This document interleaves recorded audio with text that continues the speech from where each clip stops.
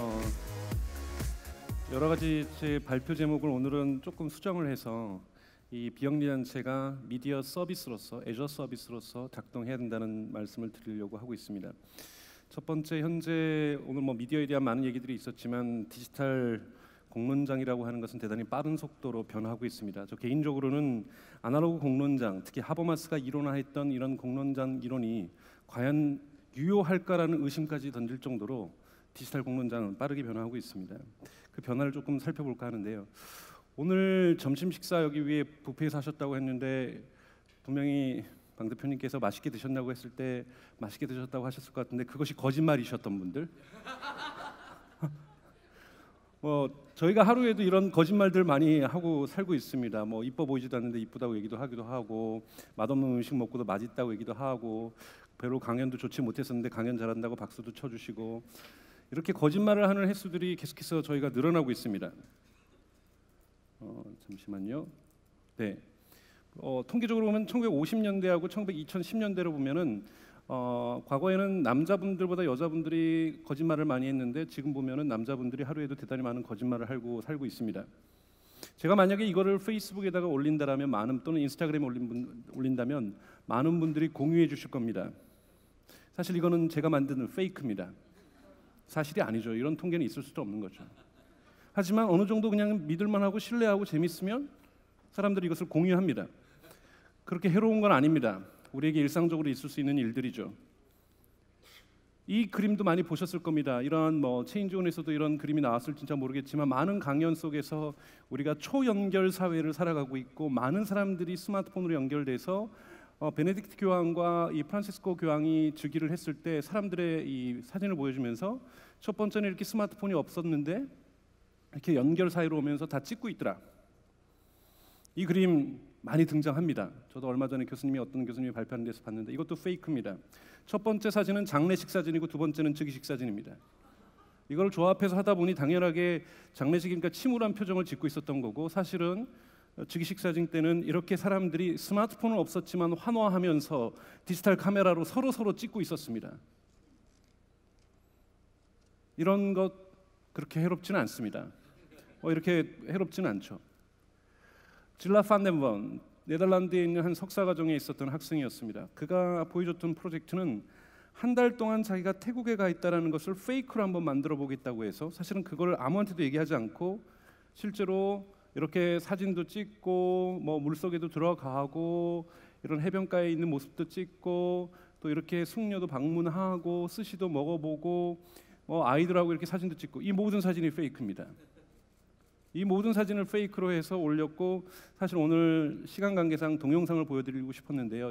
어떻게 이거를 찍었는지, 실제로 피부 색깔도 변해가야 되기 때문에 중간중간에 얼굴 몰래 해가지고 마을에 있는 썬텐집에 가서 몸도 태우고 오고 대단히 조직적으로 했고, 또 실제로는 할머니한테 가서 자기 휴가 가니까 용돈도 받아가고, 그리고 그걸 들통났을 때 할머니가 화내고, 이런 모습들을 영상으로 담아냈습니다.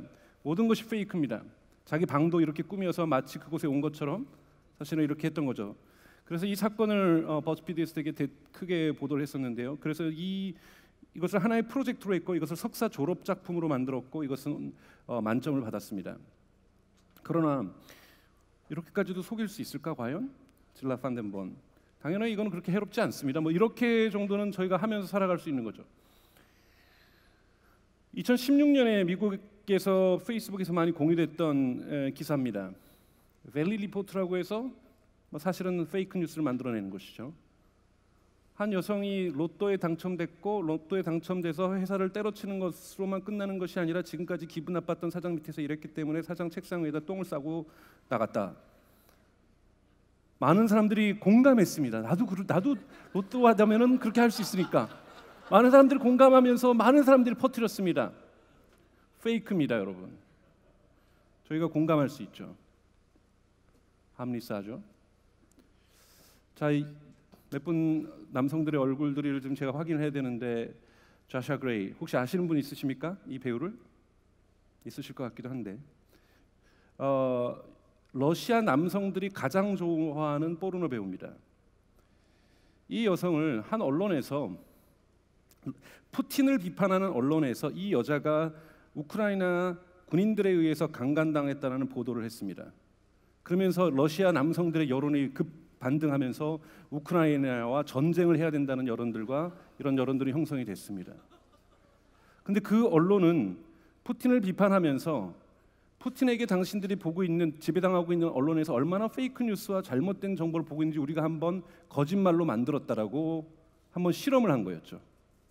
이렇게 우리는 신뢰하면서도 속고 사는 삶 속에서 작은 인사에서부터 사실은 무엇이 어디까지가 우리가 이 사회가 허용해야 될지를 되게 가능하기 어려운 상황 속에 접해 있습니다. ABC 뉴스, 뭔가 미국에 있는 ABC 뉴스 같습니다만 자세히 보면은 abcnews.com.co 이 URL을 조금 수정을 한 겁니다. 그러면서 나온 것이 오바마 대통령이 미국 전역에 있는 초등학교에서 국기에 대한 경례를 금지시켰다. 그 법안을 통과시켰다. 얼마나 기뻤는지 얼굴 표정은 이랬다. 2016년 미국에서 대단히 많이 공유되었던 정치 뉴스 중에 하나입니다. 페이크 뉴스입니다. 우리나라에서도 요즘 페이크 뉴스 많이, 특히 저널리스트들이 많이 페이크 뉴스 얘기합니다만 뭐 실증적으로는 유튜브에 페이스북 뭐 페이크 뉴스도 좀 있고 카카오톡을 통해서도 페이크 뉴스들이 공유되고 뭐 여러 가지 문제가 있습니다만 이렇게 전문화되고 세련화된 페이크 뉴스를 저희가 본 적이 없습니다. 합리사일까요? 이것이 과연? 해롭지 않을까요? 또는 브라이트바트라고 해서 미국에서 대단히 큰 페이크 뉴스를 만들어내고 극우적인 컨텐츠를 만들어내는 곳입니다. 여기 편집장은 잠시나마 백악관에 트럼프와 함께 입성해서 chief strategist, 그러니까 최고 전략가로서 일을 하다가 트럼프의 사위와 싸우고 얼마 전에 물러났죠. 여기서 만든 뉴스는 교황이 트럼프를 지지한다라는 뉴스였습니다. 나중에 다 페이크로 누르려니까 페이크였네, 잘못 알았네, 우리가 내렸죠. 하지만 이미 공유된 이유입니다. 수많은 사람들이 공유하면서 트럼프에 대한 신뢰도가 교황의 인정을 받는 것까지 미쳤다라는 뉴스가 공유된 이후입니다. 이것이 요즘 논의되고 있는, 지금 미국 상원과 하원에서 청문회가 열리고 있고, 이것이 러시아 에이전시들에 의해서 체계적으로 지원을 받았고 조직화됐던 흐름들이라고 얘기를 하고 있습니다. 이것이 디지털 공론장의 현황입니다. 합리사일까요, 과연? 우리나라의 뭐 시발단들이 뭐 지난 정부에서 돈 받고 댓글 달고 댓글 부대하고 유치하기 짝이 없는 수준이었습니다. 제가 보기에는 지금에 있는, 작년에 일어나고 있는 유럽과 미국과 북미에서 일어나고 있는 것은 전 세계 최고의 전문가들이 모여서 만들어냈던 작품이라고 저는 보고 있습니다. 헤이트 스피치 커져가고 있습니다. 서로를 미워하는 거고요. 서로를 증오하는 모습들이 저희가 언론을 통해서도 많이 볼 수 있습니다. 이민자들을 막아야 한다라는 데일리 메일이라든지 데일리 익스프레스, 전 세계에서 가장 도달 범위가 높은 언론이 페이스북에서 데일리 메일입니다. 영국의 보수적인 언론이죠.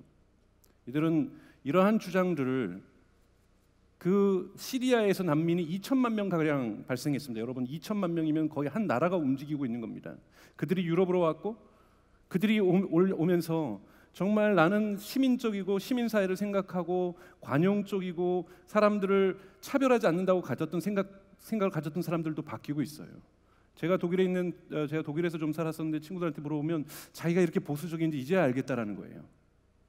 많은 사람들이, 베를린 인구 350만인데 벌써 30만 명이 넘는 사람들이 몰려왔습니다. 10명 중에 1명은 지금 벌써 시리아 난민 출신이라는 거죠. 어떤 헤이트 스피치가 넘쳐났습니까?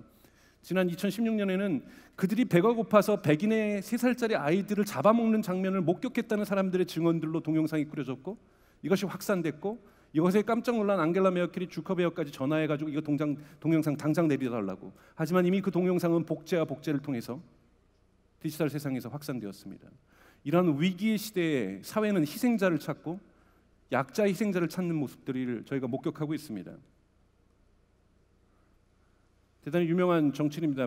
영국에서는 트럼프만큼 유명한 페레즈라는 사람이 이렇게 브렉시트 선거 전에 이들이 몰려오고 있고 우리의 EU가 이것을 막아주는 것을 불가능하게 하고 있으니 우리 영국이라도 EU에서 탈퇴하자라는, 유럽연합에서 탈퇴하자는 선거 포스터에 이렇게 공개적으로 얘기를 하고 있습니다. 이 사람이 얘기하는 건 대부분 페이크입니다. 트럼프도 대부분 페이크를 얘기하죠. 그래서 저널리스트는 얘기합니다. 우리의 과제는 팩트 체크에 있다. 저는 팩트 체크는 완전히 실패했다고 생각합니다. 팩트 체크 그렇게 열심히 했지만 이들의 주장을 막아낼 수 없었습니다. 왜냐하면 이 사람이 뭐라고 얘기를 했냐면, 영어 표현입니다만 제가 영어를 잘 못합니다. 영어를 좀 읽어드리면, 우리가 이 정치인들이 옆에 있는 정치인들을 설득하는 겁니다. 이유는 우리 정치인들이 감히 사람들이 말할 수 없었던 unspeakable를 말할 때, 말도 안 되는 말을 말할 때, 페이크 뉴스를 말할 때 사람들은 unthinkable, 생각하지도 못했던 것을 thinking한다는 겁니다. 이들의 전략이 바뀐 겁니다. 남들이 페이크 뉴스라고 해도 상관없는 겁니다. 페이크 뉴스일 수 있지. 이미 말은 끝난 거죠. 사람들의 상상력을 돋구는 겁니다. 사람들에게 감히 입에 담지 못하는 말들을 정치인들이 앞에 나와서 미디어를 통해서 계속해서 이야기해주고, 미디어는 이것을 팩트 체크하는 차원에서 계속해서 반복해주고, 그때 사람들은 드디어 unthinkable, 우리가 그들을 감히 막을 수 있고, 그들이 우리 아이들을 잡아먹고 있고, 이러한 생각들을 그들에게 전달할 수 있다라고 그는 얘기하고 있습니다. 새로운 선동의 방식들이 등장하고 있는 거고, 과거에 아인슈타인도 그런 얘기를 했습니다. 전화기가 나왔을 때 드디어 쌍방이 통화하는 이 전화기가 세상을 바꿀 것이고 세상을 민주화할 것이라고 얘기했지만, 그 또한 히틀러에 쫓겨나서 망명의 길에 올라야 했습니다. 기술은, 트위터가 처음 나왔을 때 진보적인 사람들이 얘기했습니다. 이 진보적인 매체에 의해서 세상은 민주화될 것이라고. 기술은 언제나 중립적입니다. 그것을 쓰는 우리 사회가 그 방향을 결정하고 있고, 기술은 그 자체로서 진보적이거나 보수적인 성격은 저는 갖고 있지 않다고 생각이 듭니다. 모든 사람들이 달려들어서 이 기술을 어떻게 활용할 것인가에 따라서 시기별로 그 결과들은 달라질 거라고 보고 있습니다. 저는 트럼프라든지 이런 페레즈라든지 이 사람들이 핵심적인 겁니다. 사람들에게 말할 수 없는 것을 말하게 할 때 사람들은 생각하지도 못했던 것을 생각하게 한다는 겁니다. 그들이 원하는 것은 케이오스, 혼돈입니다. 그리고 이솔레이션, 그들은 그들만의 고립을 원하고 있습니다. 그리고 자신들의 지지층에 정기 충격을 주고 싶어하고, 그들을 깨워 일으키고 싶어하고, 그들이 생각하지 못했던 걸 생각함으로써 하나의 정치 세력화하려고 하는 흐름들이 전 세계적으로 등장하고 있고, 저는 한국 또한 예외가 아니라고 저는 생각하고 있습니다. 과연 합리성일까요? 정규분포, 여러분들 오래전 기억을 혹시 되살려내시면 20년이 넘으신 분들도 있을 것이고 30년이 넘으신 분들도 있을 것이고, 배웠는지도 기억도 안 나시는 분들도 있으실 겁니다. 여기 이렇게 많은 숫자가 모이거나 이거보다 더 많은 숫자가 모이면, 랜덤 사이즈가 대단히 크면, 우리가 예를 들면은 IQ를 모아놓으면 이것이 정규분포고, 키가 큰 순서대로 모아놔도 정규분포고, 키도 몸무게도 정규분포고, 여기 계신 분들은 정규분포스럽지 않게 많은 분들이 착하시고 똑똑하신 분들이 많이 왔다고 저는 생각이 듭니다. 저는 많은 의견도 디지털 아날로그 공론장에서는 정규분포를 가지고 있다고 저는 생각을 합니다. 이건 저의 태제입니다. 증명되지 않은 어떤 특정 주장이나 보도가 나왔을 때 사람들은 대부분 그런가라고 생각하고 말을 표현하지도 않기도 합니다.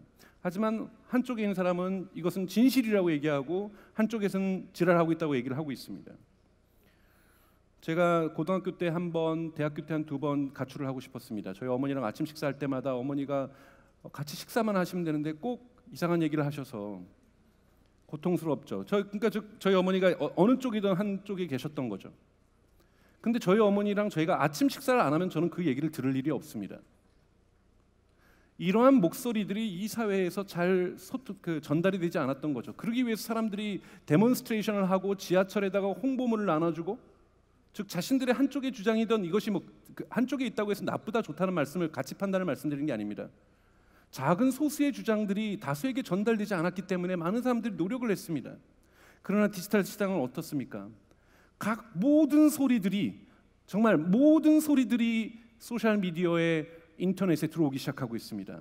저희 어머니랑 최근에 카톡 친구를 7번 정도 끊었습니다.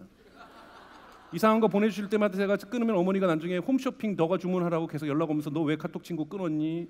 어머니가 자꾸 이상한 거 보내주시잖아요. 사진도 보내주시고. 그러면 그거 안 할 테니까 다시 우리 하자 그러면서 친구한 다음에 또 이상한 거 보내주면 끊어버리고. 제가 안 들으면 저는 어머님한테 항상 효도하고 싶습니다. 근데 그걸 볼 때마다 내가 이번 주말에 꼭 안 가리라 다짐하고, 안 들어도 될 것을 제가 항상 들으면서 사는 것은 되게 고통스럽습니다. 지금 현재의 디지털 공론장은 모든 목소리들이 등장하고 있습니다. 이것이 소수인지 다수인지 모르지만 일베의 목소리도 등장하고 있고, 그리고 다른 쪽 반대의 목소리도 등장하고 있고, 그들이 싸우고 있고, 그들과 싸우지 않고 가만히 있는 저에게도 너는 왜 싸우지 않냐면서 싸우고 있고, 만인들이 투쟁하는 시대. 이것이 저희 디지털 공론장의 디지털 미디어 환경입니다. 우리에게 디지털 미디어 환경은 많은 사람들이 자기에게 목소리를 낼 수 있는 민주적인 권리를 주었습니다. 저는 이것이 그 자체로서 나쁘다는 것이 아니죠. 저희가 성격을 이해해야 저희가 무엇을 할지를 알 수 있기 때문에 말씀을 드리는 겁니다. 이렇기 때문에 디지털 공론장을 벗어나자, 던져버리자는 말씀을 드리는 것이 아니라 공론장의 근본적인 미디어 환경이 질적 변화를 가져가고 있습니다. 여기에 맞춰서 어떻게 비영리 단체가 자기 목소리를 낼 건지를 고민하기 위해서 제가 말씀을 드리는 건데요. 지금 미디어 공론장은 만인이 투쟁을 하는, 모두가 모두에게 반역하는 그러한 시대를 살아가고 있습니다. 통계적으로 볼 때도 유사합니다. 물론 이건 미국의 데이터입니다만 저는 한국도 유사할 거라고 저는 생각이 듭니다. 관련 연구인데요. 1940년부터 2010년까지 파란 거는 민주당이고 빨간색은 공화당입니다. 이들 간에 오프라인 조직에서 만남들이 계속 있어 왔어요. 1940년대만 해도요. 그런데 점점 시간이 지나면서 그들 간의 교류가 완전히 끊겼습니다. 미국도. 민주당과 공화당을 지지하는 정치 색깔이 다르더라도, 주장이 다르더라도 아침 식사를 같이 할 수도 있는 거고, 저희 어머니처럼 같이 만날 수도 있는데 이렇게 그들은 헤어지고 있습니다. 다시 만나지 못하고 있습니다. 이 통계도 재미있습니다. 공화당원 중에서 민주당원을 좋아하지 않는 게 아니라 이제 미워하는 사람들이 증가하고 있고, 민주당원 중에서 공화당원들을 미워하는 사람들이 증가하고 있습니다. 저희도 비슷합니다. 서로가 다른 생각을 가졌다고 인정되는 것이 아니라 서로를 미워하는 세상. 이것이 왜요? 서로를 미워할 수밖에 없는 많은 컨텐츠들이 저희에게 떠들고 있습니다. 월드와이드 웹에 들어가면, 스마트폰에 들어가면은 내가 상대방을 미워할 수밖에 없는 컨텐츠들이, 뉴스들이, 정보들이 넘쳐나기 시작합니다. 그래서 엘리 프레이저라는 사람은 이미 오래전인 2011년에 이것을 필터 버블이라고 표현했고, 한국어로는 생각 조정단이라는 책으로 번역이 되어 나왔습니다. 즉 우리가 공기방울을 비눗방울을 후 불면은 버블들이 생기듯이 그 버블 안에 저희가 다 갇혀 있는데 그 버블이 투명하다 보니까 갇혀 있다는 생각을 못 한다라는 거죠. 파하드 만주라는 뉴욕타임즈 기자는 이것을 through enough, 진실이 너무 충만한 사회, 풍부한 사회, 이기적 진실이라는 이름으로 한국어로 번역이 됐는데요. 디지털 세상이 오면서 정보가 넘쳐나고 뉴스가 넘쳐나면서 자기가 좋아하고 자기가 믿는 것만 봐도 24시간이 부족한 시대를 저희는 살아가고 있다. 1980년대 SBS도 없었던 시절에 콘텐츠 뭐 볼 게 있었습니까? 몇 개 방송과 몇 개 신문이 다였습니다. 정부도 그러니까 군사정부도 그런 정부 몇 군데만 장악하면 끝나는 거죠. 그래서 남은 시간에 오락실도 가고, 저희가 요즘 대학로로 이사를 갔는데요, 연극도 보러 가고, 제가 요즘 보면서 요즘 그곳에 있으면서 단체 관광객들이 되게 많아요. 정부에서 많이 지원금 주시는 것 같아요. 중고등학생들. 저렇게라도 저는 봐야 된다고 생각하는데 또 한편은 그렇게 생각합니다. 과거에는 연극이 귀했지만 연극만이 아니라 지금 스마트폰만 봐도 게임도 많고 웹툰도 많고 얼마나 볼 게 많습니까? 정치적으로나 사회적으로도 마찬가지입니다. 자기가 보고 싶은 것, 자기가 알고 싶은 사람들과 만나고 대화하고 소비해도 부족한 24시간을 저희는 살아가고 있습니다. 그때는 필연적으로 저희는 선택적으로 소비할 수밖에 없고, 내가 좋아하는 것만 볼 수밖에 없고, 이것은 사람들에게 필터 버블을 만들어주고 사람들은 끼리끼리 모인다는 거죠. 저는 이것 자체가 나쁘다고 보지 않습니다. 저도 싫은 사람들, 제가 뭐 중용의 덕을 배우기 위해서 제가 싫어하는 사람들 목소리를 어머니랑 계속해서 얘기하고 싶지는 않습니다. 그러니까 자기가 좋아하는 걸 먹는 걸 제가 도덕적으로 비난하는 게 아니라, 저희가 문제는 이것을 있는 그대로 인정해 주는 것. 어떻게 하면은 이것을 연결시켜 줄 수 있을 것인가. 그나마 개인의 노력이 아니라 미디어 환경이, 시민사회가 여기에 어떻게 개입하면서 이 대결과 대결의 국면들에 있어서 해소를 만들어낼 것인가. 지금 있는 상황은 마치 트리비얼 워, 종족 전쟁 같습니다. 옆에 있는 종족을 죽이지 않으면 우리가 죽는 사회. 그래서 깃발을 들어야 되고 창을 들어야 되고 칼을 들어야만 하는 사회. 과연 이것이 우리가 바라는 사회일까요? 저희가 미디어 스타트업이기 때문에 팀들이 만들어지면 항상 제일 먼저 하는 일은 미션 스테이트먼트를 뽑아내는 토론회를 합니다. 도대체 구체적으로 4-5명밖에 안 되는 이 작은 팀이 중앙일보를 흉내내면 이거는 망하는 길입니다. 이 작은 팀이 한겨레 신문을 흉내내면 망하는 거고, 이 작은 팀이 다른 것을 큰 조직을 흉내내면 50명 있는 조직을 500명 있는 조직을 흉내내면 망하는 겁니다. 이 5명이 할 수 있는 일, 또는 이 3명이 할 수 있는 일, 이 2명이 할 수 있는 미션 스테이트먼트를 어떻게 만들어내는 것을 항상 고민해야 됩니다. 우리가 할 수 있는 일부터 저희가 목표를 정해놓고 만들어야 되는 거죠. 그런데 그러면서도 놓치지 않는 것은 뭐냐면, 이 변동의 시대에 미디어가 가져야 될 사회적 기능에 대한 성찰은 끊임없이 해야지, 아무리 카드 뉴스를 만들고 모바일 뉴스를 만들고 편한 뉴스, 형식적인 혁신도 대단히 중요합니다. 형식적인 혁신도 대단히 중요하지만 더 중요한 것은 이 미디어 환경의 변화를 인지하고 여기서 우리는 무엇을 할 수 있고 무엇을 해야 되는지를 끊임없이 성찰하는 과정이 필요하다는 거고, 끊임없이 미션 스테이트먼트는 한 번 정한 다음에 끝나는 것이 아니라, 여러분 한국의 언론사하고 이런 데서 다 미션 스테이트먼트 있으세요. 언론의 정의, 우리는 뭐 정의롭고 뭐 이런. 그래서 신문사 이런 가려놓으면요, 한 두 개 정도밖에 종류가 없어요. 하나는 보수 언론이고 하나는 진보 언론. 이 두 종류 외에는 사실은 미션 스테이트먼트 다 같습니다. 왜 저는 따로 있는지 잘 모르겠어요. 한 회사로 다 합치지. 그건 뭐냐면요, 그들이 리뉴얼을 안 하고 있는 거예요.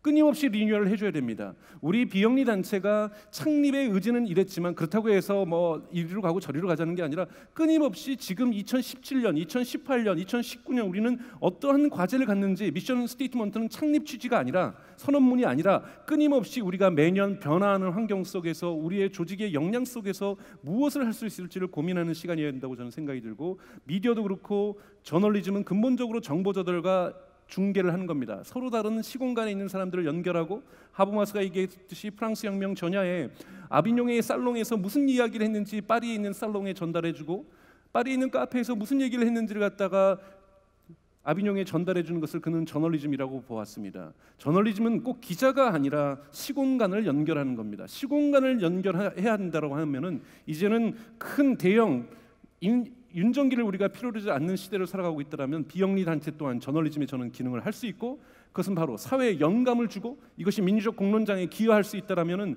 저는 비영리 단체 스스로도 자신들의 미션들을 미디어적으로 표현할 수 있어야 된다고 생각하고, 그것이 어렵지 않은 사회로 가고 있습니다. 이것이 저는 결코 저널리즘만의 과제가 아니라고 생각합니다. 이렇게 가치가 충돌하고 있고, 20대들은 취직하지 못하고 있고, 비정규직이 양산되고 있고, 젠더의 문제가 그 어느 때보다도 우리나라의 갈등의 중요한 문제로 가지고 있고, 여러 가지 이슈들이 계속해서 나옵니다. 80년대 가치 충돌하고 지금의 가치 충돌은 다릅니다. 새롭게 현재 젊은이들이 어디서 고통받고 있고, 이 사회의 약자들은 새롭게 어떻게 정의되어야 되고, 이 사회의 공익적인 가치들은 어떻게 구현되어야 될지, 그것을 이 만인과 만인이 투쟁하는 미디어 속에서 우리는 어떤 역할을 할지, 우리가 작은 목소리를 내줄 때 우리를 좋아하는 필터 버블이 생기는 것이 과연 저는 나쁘다고 보지 않습니다. 그러한 작은 필터들이, 버블들이 계속해서 생기면서 이것들이 서로 연결하는 과정들로서 미디어는 발전한다고 보고 있고, 바로 이 비영리 단체는 이러한 논쟁의 일부가 될 것인지 벗어나야 될 건지도 고민해야 되는 단계로 가고 있다고 저는 보고 있습니다. 필터 버블의 시대에 어떻게 소셜 코이지온을 만들어낼 것인지, 사회적 통합을, 거추장스러운 정치인들의 사회적 통합이라는 단어가 아니라, 전라도와 경상도가 사회적 통합을 하는 것이 아니라, 우리가 이 투쟁과 투쟁 속에 사람들이 갈등과 갈등 속에서 매일 스마트폰에서 싸우고 있는 이 모습 속에서 우리는 어떤 역할을 해야 될 것인지를 고민해야 되고, 이 고민과 오해와 잘못된 해석을 바로잡고 세계가 어떻게 변해야 되는지는 각각의 비영리 단체들이나 각각의 주체들이 자기 목소리를 낼 때 저는 가능하다고 봅니다. 이 어떤 것도 중앙일보가, 한겨레 신문이, 조선일보니 한국 사회의 방향성을 설정해 주는 것이 아닙니다. 이런 작은 목소리들이 자기 목소리들을 꼭 언론을 통해서 전달하는 것이 아니라 스스로 미디어를 통해서 전달할 때 이것들이 모이고, 이런 노론들이 모이면서 변화될 것이라고 보고, 그래서 무브먼트가, 운동 자체가 as a 미디어 서비스로서 자리 잡는 것, 이것이 저는 한국 사회에도 와야 된다고 봅니다. 그래서 다수의 플레이어들이 이 사회에 등장하길 바라는 거고요. 그래서 메디아티는 저희 회사는 이러한 스타트업들을 도와주고 교육하고 경제적으로 지원하는 프로그램들을 하고 있고, 여기에서 아주 작지만 다페이스라든지 이런 단체들을 저희가 출연시키고 있고, 하반기에도 다양한 단체들에서 1년에 한 10개에서 12개의 작은 미디어 스타트업들을 출연하려고 합니다. 여기 또 많은 분들이 물어보세요. 나이 제한이 있는 거 아니냐? 절대 그렇지 않습니다. 30대 넘으신 분들, 40대 넘으신 분들도 있으니까 언제든지 저에게 지원해도 되지만, 간단하게 홍보를 드리면 구글 뉴스의 펠로우십이라고 해서 장학금 프로젝트가 있습니다. 올해는 3년째로 시작이 되는데요. 17년 올해 12월 20일부터 내년 3월 2일까지 학생들, 뛰어난 학생들 20명을 뽑아서 그것을 언론사하고 매칭하는 프로그램이 있는데 올해는 즉 전통적인 미디어와 4개와 비영리 단체하고 매칭을 시도하려고 하고 있습니다. 즉 비영리 단체 저희가 장학생 4명을 함께 결합시켜드리고 그분들이 비영리 단체의 미디어 프로젝트를 도와주는 것입니다. 그래서 여러분들 검색을 하셔도 되고요. 또는 구글 뉴스랩 펠로우십이라고 검색하셔도 되고 또는 제가 이쪽에 알려드리겠습니다. 이 자료에 보면 링크가 있습니다. 그래서 뉴스랩 펠로우십닷컴이라든지 facebook.com 뉴스랩 펠로우십 이렇게 들어오셔서 그 신청하는 일정과 정보들을 보여주시길 바랍니다. 그래서 비영리 단체에도 이번에는 많은 기회는 아니지만 작은 기회로서 뛰어난 장학생들과 비영리 단체가 함께 일하면서 그분들이 미디어로 성장하기 도와주는 프로젝트를 할 것이고 거기에서 성과가 있다면 내년도에는 조금 더 확장할 계획이고 구글 뉴스 펠로우십 프로그램과 관계없이 메디아티도 이런 부분에 조언하고 도움을 주는 기능들을 하도록 하겠습니다. 마지막으로 말씀을 드리면 제가 좀 더 빨리 했네요. 제 말이 좀 빨라서. 존 F 케네디가 이런 얘기를 했습니다. 어떤 것을 액션하는 것에서 많은 리스크하고 코스트가 위험과 비용이 따른다고 얘기를 했습니다. 하지만 장기적으로 보자면 comfortable in action, 아주 편안하게 아무것도 안 하는 건 편안하죠. 아무것도 안 하는 것은 편안합니다.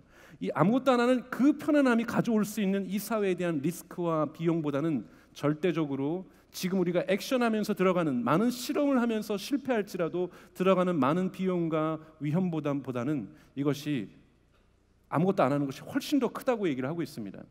저는 그래서 사실 한국 사회에 더욱더 많은 비영리 단체들이 있어야 되고 지금 현재 존재하는 비영리 단체도 매년 성장하는 모습을 보여야 되고 이 성장하는 모습 속에 오늘 이번 체인지온 10주년의 말씀에 포함되었던 미디어로서 비영리 재단이 재탄생하고 성장할 수 있는 기회를 꼭 가졌으면 좋겠다는 것이고 메디아티나 구글 뉴스랩이 여기에 아주 작은 힘이나만 일조하겠다는 약속을 드리면서 제 발표를 마치도록 하겠습니다. 고맙습니다, 여러분.